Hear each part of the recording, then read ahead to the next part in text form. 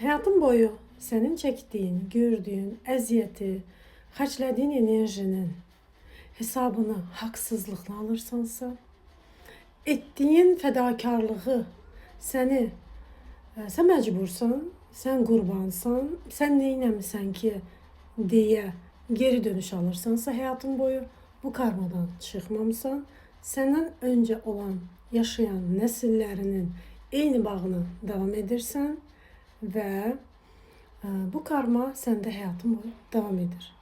Kimsə yaxınlarınız olsun, fərqi yoxdur da, ümumiyyətlə bizə yaxınlarımızdan zərbə dəyir. Çünki bizi tanımayan insanlar eyni bizim yaxınlarımızın etdiyi, tanıyandan sonra etdiyi proqramı davam edirlər. Məsələn, yeni tanıyan insanlar bir müddətdən sonra bizim şuuraltımızdan necə davranmaq lazımdır, daha öncələr necə davranıbsa eyni davranışı edirlər. Məsələn, tanıyırsan, bütün sevgini, dəyərini, hər şeyini verirsən, bir müddətdən sonra yenə dəyərsizlik, bir heçlik sən neynəmirsən ki, düzdür?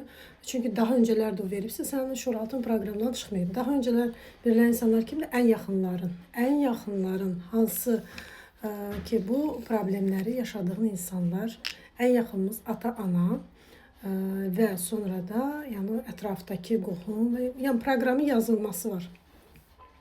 Və sən əgər haqqını ala bilməmisənsə həyatın boyu, bizim bu həyatda yaşamağımızın səbəbi işimizdə, həyatımızda uğur qazanmağımız və maddiyyat üzərində, düzdürmü? Daha çox qazanaq, hər hansı bir arzumuzu yerinə yetirək. Məsələn, maşın almaq kimi, ev almaq kimi. Daha öncəki nəsillərində sən ev almaq kimi problemin olubsa, ananın, atanın və bu zəncir var. Səndə də olacaq. Sən də bu sonu ola bilər, ala bilərsən. Həyatının sonuna yaxın ondan məhrum olursan. Enerji səni ondan məhrum edir. Niyə görə? Yəni necə daha öncəkilər necə yaşayıb sonlandırıbsa həyatını, o karmanı təkrar aktiv edirsən. Və əsasən dəyərsizlikdən danışıram. Dəyərsizlik sənə əgər bir insan dəyərsizlik edib bunu qəbul edirsənsə, davam edirsənsə həyatını və stop demirsənsə, haqqını tələb edirsənsə, bu haqq maddi haqqdır əslində. Çünki həyatımız maddiyyat üzərindədir də. Yəni maddiyyat olmasa biz çörək də ala bilmirik. Maddiyyat üzərindən sən bir qəpiyinin belə hesabatını apara bilmirsənsə, utanırsansa, demək sən qurban rolundasan. Bir qəpik nədir ki, onun hesabatını eləyim, düzdür? Bir qəpik sonra 10 qəpik olur, sonra 100 qəpik, 100 milyona kimi qalxır sən bunun hesabatını aparana kimi. Bunu məsələn sən bir qəpiyin hesabatını necə eləyirlər marketdə? Məsələn, real həyatdan başa salıram, nağıl danışmıram. Necə eləyirlər? Məsələn, bir qəpiyi qaytarmırlar. Amma sən bir qəpiyi verməsən, alış-veriş edə bilmirsən, düzdürmü? Və yaxud da çox nadir haldadır ki, qalsın bir qəpiyin, və yaxud da 5 qəpiyin, 10 qəpiyin. Zaten sən onu qaytarmasan, zaten sən onu verməsən, sən başqa yerdən bir cərmən, bir həyatının bir üst-üstə yığılan pullar olur. Bir qəpik olur, 5 qəpikdə. Daim sənə deyirlər ödəmə və yaxud da sənin yadından çıxır ödəmək. Bu enerjilər orada nə qədər çoxalsa, sən onun hesabatını, əgər bu borcların yarınıbsa, enerji səviyyə. Borcu, məsələn, ödəməyə evlə başlayırsan, hər hansı bir əşyana, hər hansı bir həyatındakı bir düzənlə. Bax, həyatın düzəni budur. Amma biz nə edirik? Pulumuzun davasını eləyirik. Pulumuzun, əgər haqqındırsa o pul sənin, bir yolda o sənə gələcək.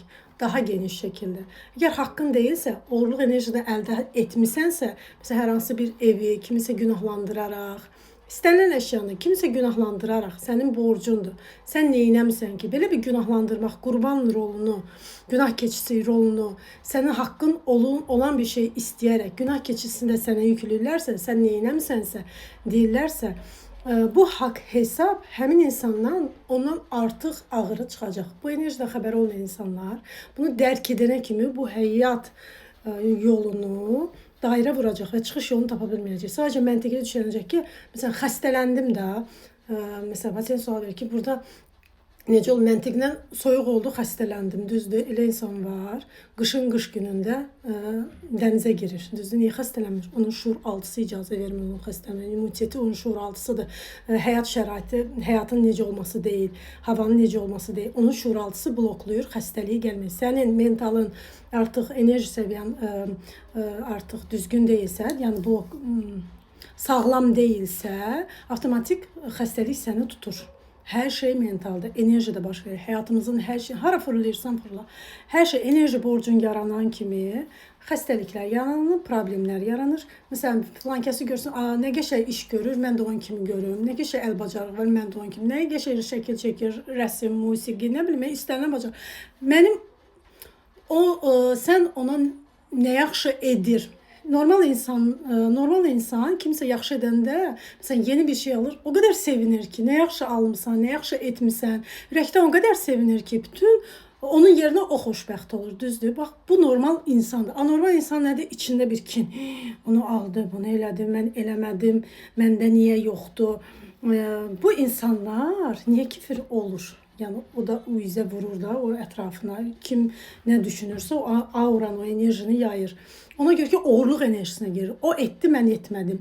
Sən necə davran onda? Sən o etdi, mən etmədim. Nə gözəl etdi, nə gözəl edir. Sənin enerjin açılır. Enerji deyir ki, sən ondan da fərqli yer, daha da gözəl, başqa formada edə bilirsən. Həmin insanlar o qədər sevinir, başqası yaxşı edib sevinən insanlar, nəyisə yaxşı edib sevinən insanlar özünə yol açır.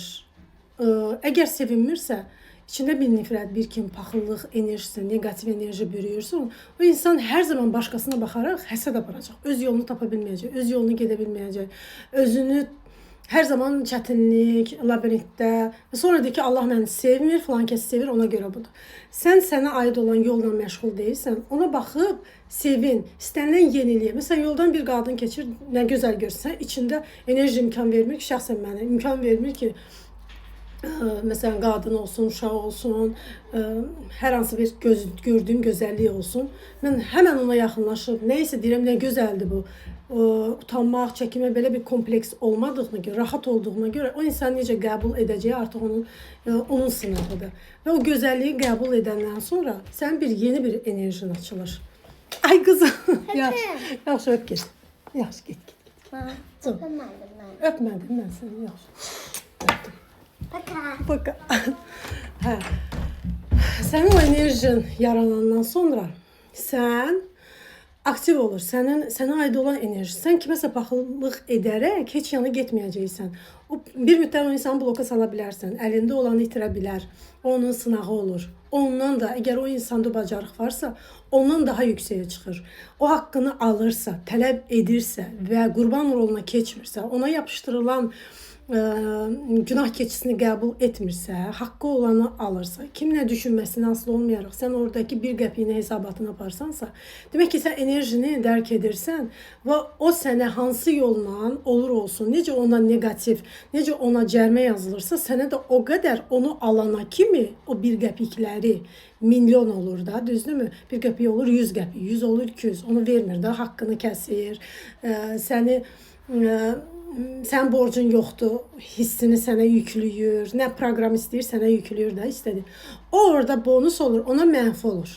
Sən bonusu birdən əlinə alanda özün şok keçirsən ki, bunu hardan qazandı? Bu ilahi, sən sistemin düzgünlüyüdür. Bunu dərk etmək, bunu həyatına tətbiq etmək bir etapdır, növbəti etapdır. Deyirsən ki, Allah sənə, görsən, orada da həmin insan yenə də şeyindən qalmır, nə deyim, kifirlik deyək, o pis niyyətindən ki, görsən Allah ona verdi, mənə vermədi. Mən pisəm ki, məsələn, o ondan çox qazanır, mən qazana bilmirəm. O biznes qurdu, mən qura bilmədim.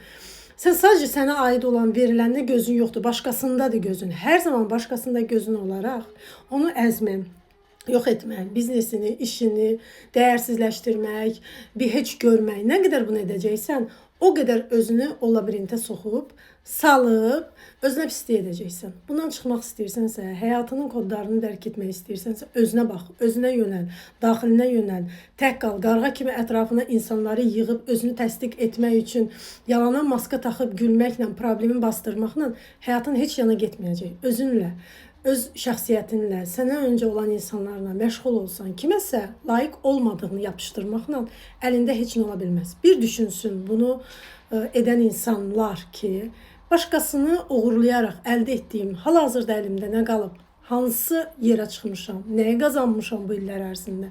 Bax, o zaman dərk edəcəksən nə dediyimi və özün özünə kömək olmasan, kimsə sənə kömək edə bilməz. 100 dənə psixoloqa get. Əgər psixoloqun çalışdığı qədər sən də üzərində çalışmasan, nəticə